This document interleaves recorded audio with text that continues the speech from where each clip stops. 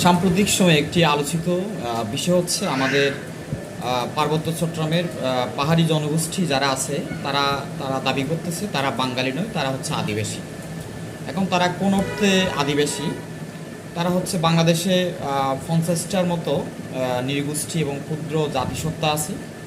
তারা হচ্ছে মঙ্গোলিয়া, দ্রাবিড় এবং বিভিন্ন অঞ্চল থেকে এই ভারতীয় উপমহাদেশে বসবাস করা শুরু করে, কেউ 1,500, 2,000, 2,500 বছর আগে।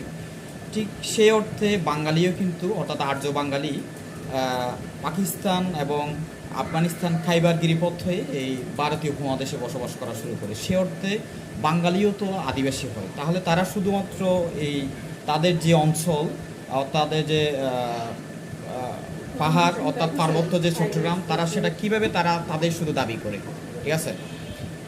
তাদের শুধু একার সেটা কি নয়, অঞ্চল নয়, এটা